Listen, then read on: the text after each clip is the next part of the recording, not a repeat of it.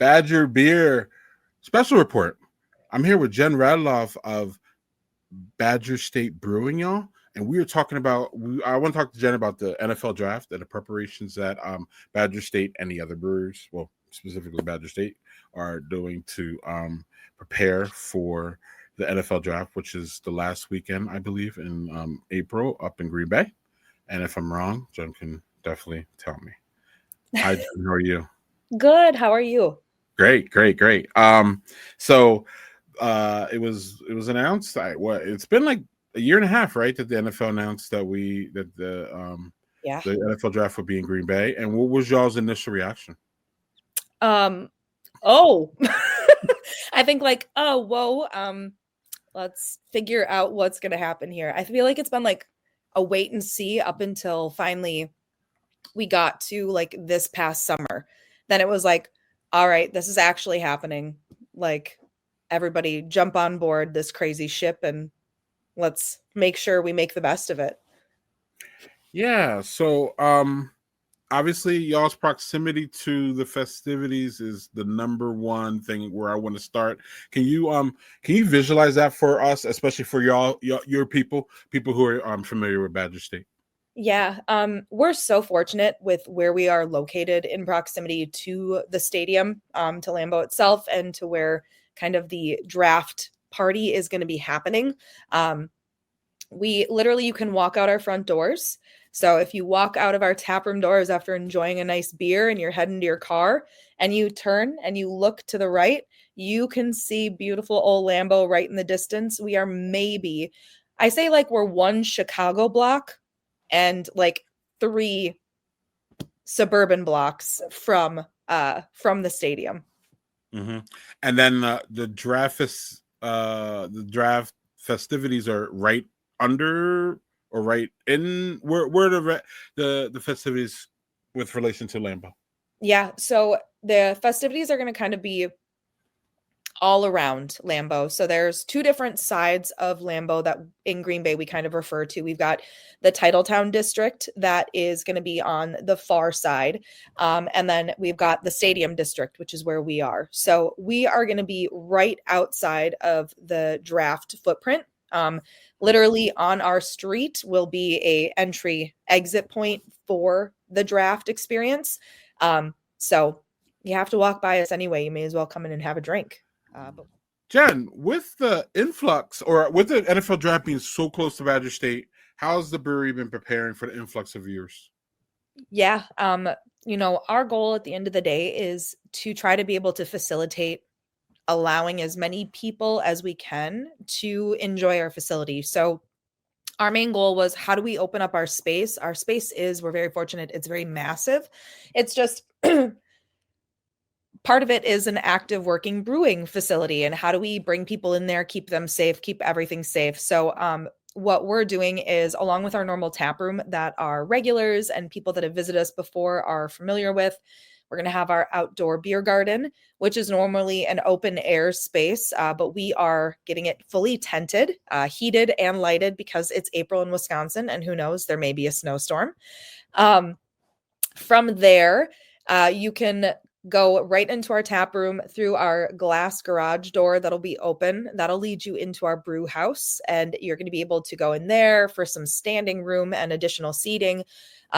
We're bringing in a lot of different partners from around Wisconsin. So Jay Henry, Paulo Popcorn, Ron's Cheese, Drink Wisconsinably. Some of those vendors will be stationed outside in our parking lot. So you can go and shop with them or sample stuff, or you can go into our brew house and try some of their things as well. You can keep going in the brew house to our original space that we brewed out of when we first opened our doors, which is our pilot room. We're converting that into a bar so that there's additional service space. We've got 6 draft lines in there. So you can grab a drink in there, make your way back out to the beer garden to enjoy our live music, make your way to the parking lot. Or if we are not having a private event that day, we'll have additional overflow seating in our large event hall, which is the Barrel House. Y'all can see this is their grand space that they have here. It's a beautiful, wide, wonderful space. If y'all, is anybody in Wisconsin need a good place to have a wedding? Look at that. I mean, it's perfect. We're not here for that, but that picture, I could not say anything without, the grandiose of that, and that feel is really nice. And y'all will have it decorated for the NFL draft and all that, I'm sure. Absolutely. This is also good. It's a really good time to remind y'all that Badger State does have this facility year round outside of the draft. So please contact them if y'all are interested in that. Real quick, is there any? So there, how is your relationship with, or how is this? Have y'all been working with the city? Has the city contacted you about any logistics, and how is all of that working with the government?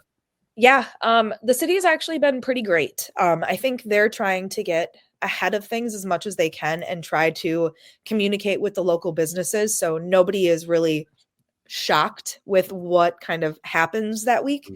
So we've been in talks with the local police force, because we're bringing in our own security team at the end of the day. With how many people are going to be in town, we want everyone to be safe. Not only our staff, but anybody that steps foot through our doors or in our parking lot.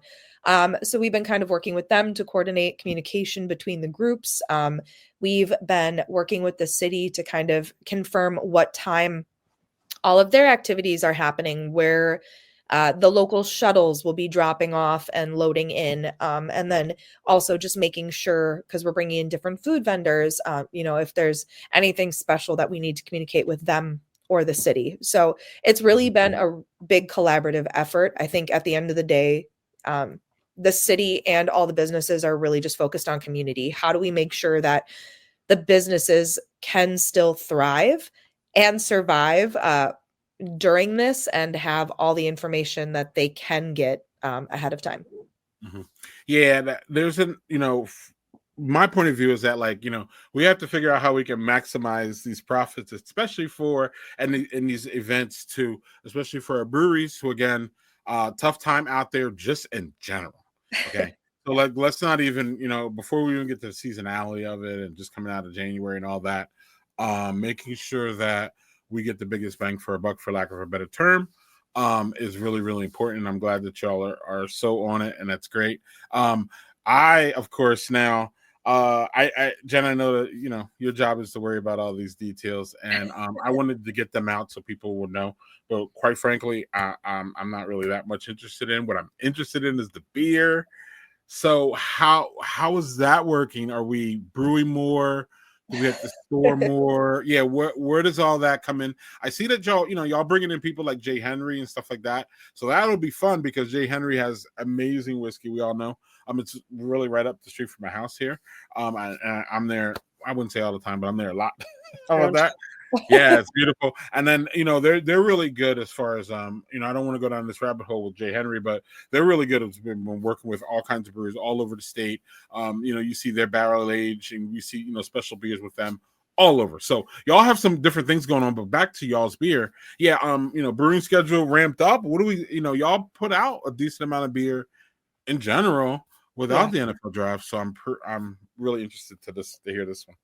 Yeah, the brew schedule was really interesting to navigate with the team. In our tap room, we have 26 different draft lines, and normally any day of the year you come in, it's 26 different beers. But for the draft, because we want to serve as many people as quickly as we can with product, but we also want to serve them responsibly, because obviously breweries do have some heavy hitting beers. So, you might get the barrel aged ones that, hit a little bit higher.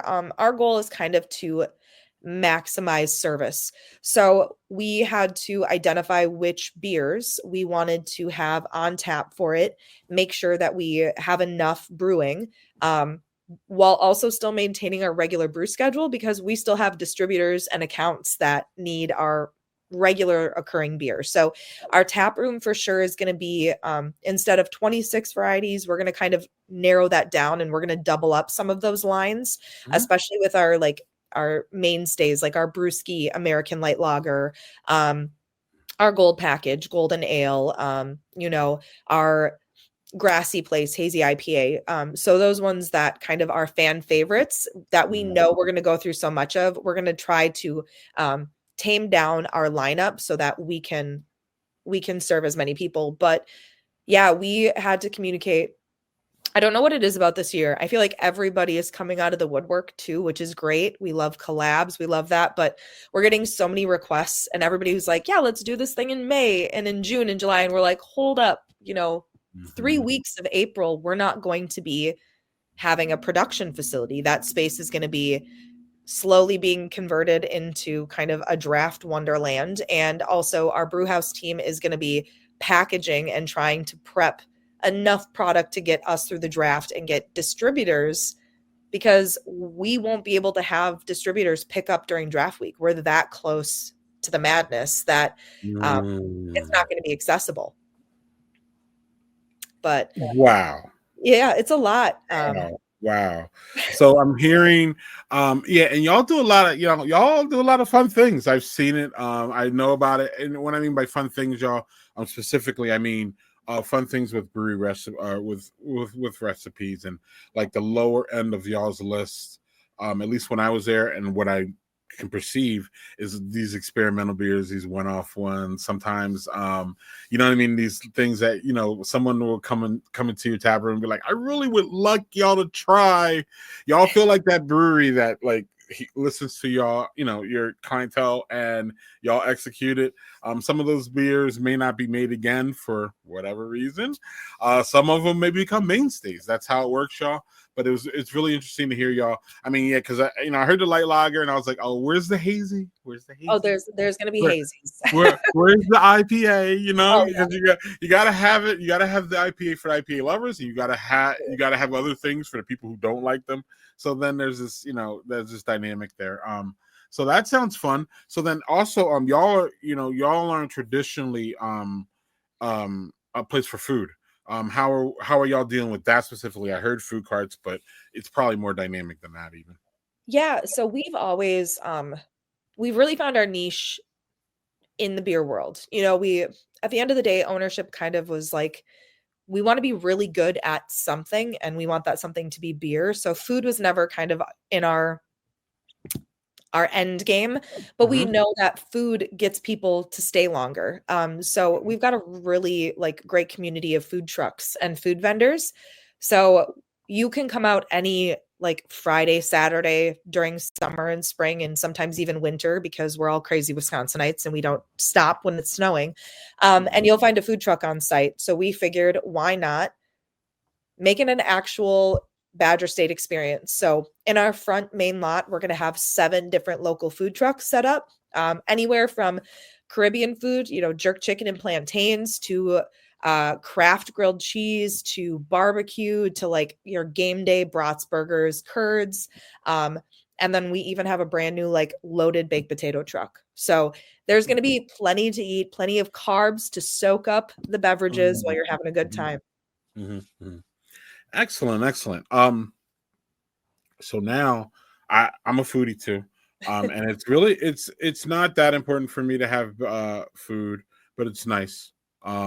And it helps because it saves me another stop, because I want to go to another brewery. Then I don't want to, you know what I mean? So if y'all got food, I can eat there, then go to another one and eat there. Yeah. So I'm a fan. So, but as I said, I'm really more of a fan of beer. We're Badger Beer, so I got to get back to the beer. So one of the fun things that is that y'all are doing, which I'm sure is adding just another layer of complexity to the whole thing, is I'm about to put something on screen, y'all.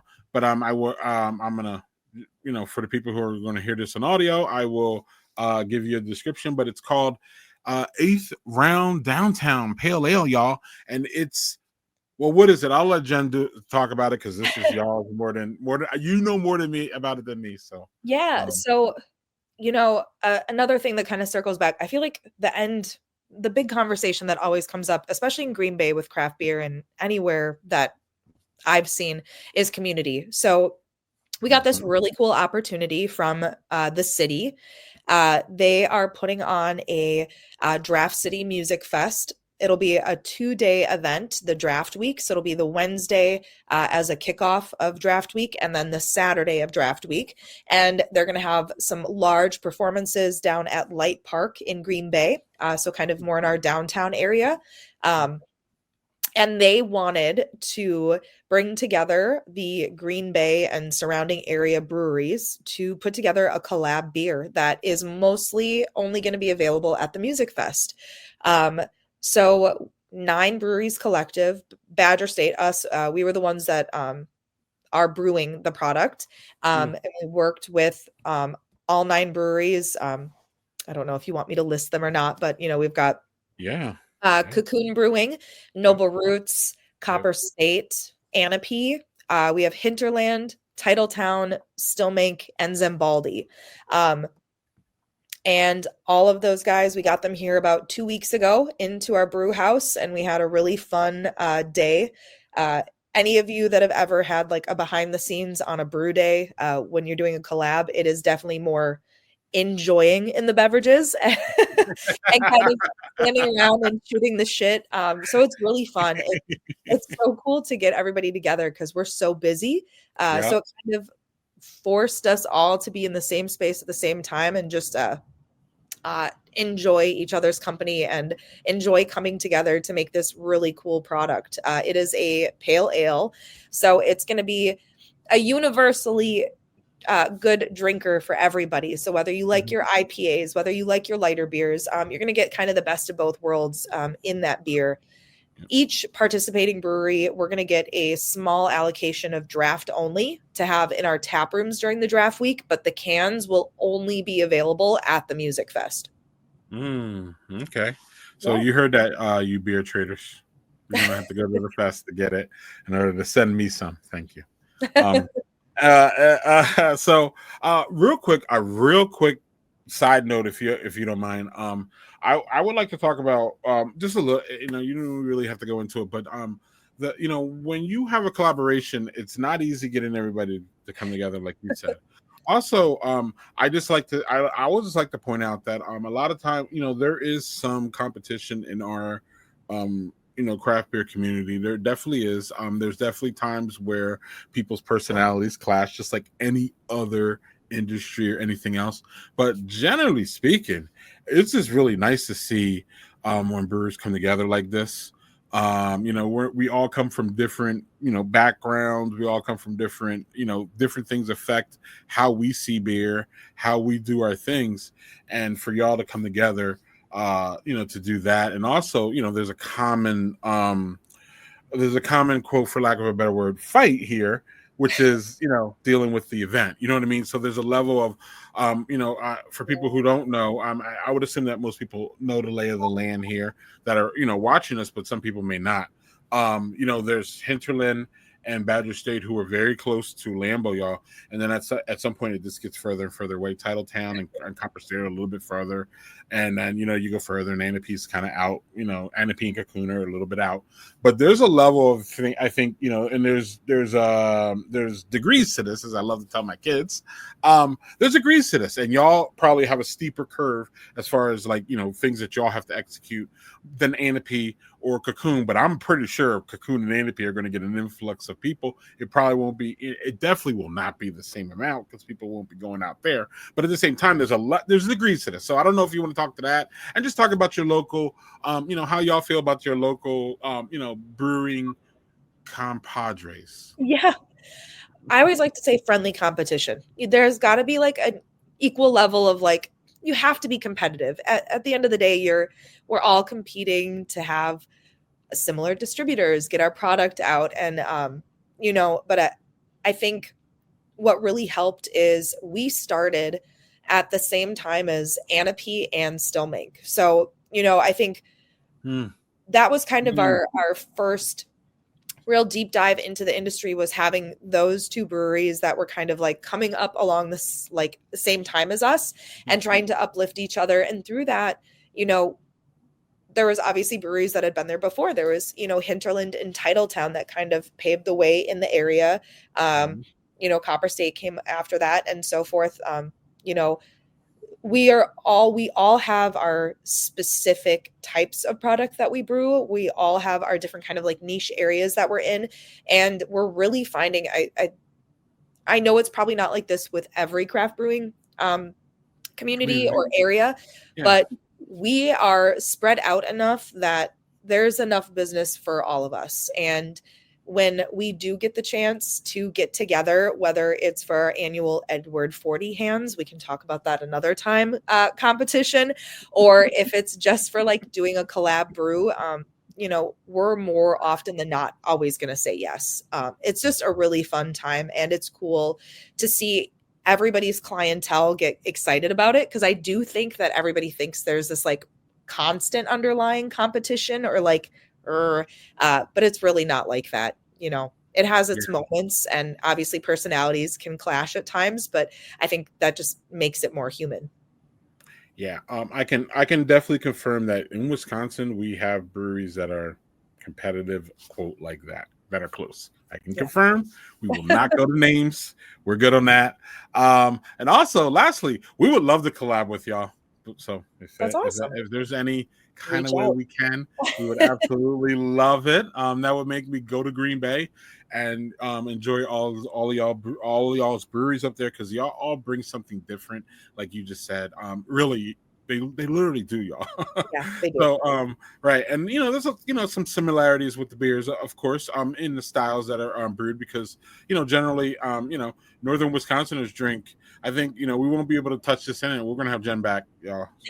Hopefully, whenever she wants. But northern Wisconsin brewers drink different styles than southern Wisconsin brewers. People are like, wow, that's weird. It's not really weird, but if you knew Wisconsin and the lay of the land, you would probably understand it. But so we're gonna wrap up here soon, Jen. I wanted to thank you for joining us and giving us this insight. One of the last things I would like to ask you is well, the last question will be, do we miss anything? The second last question is, how can your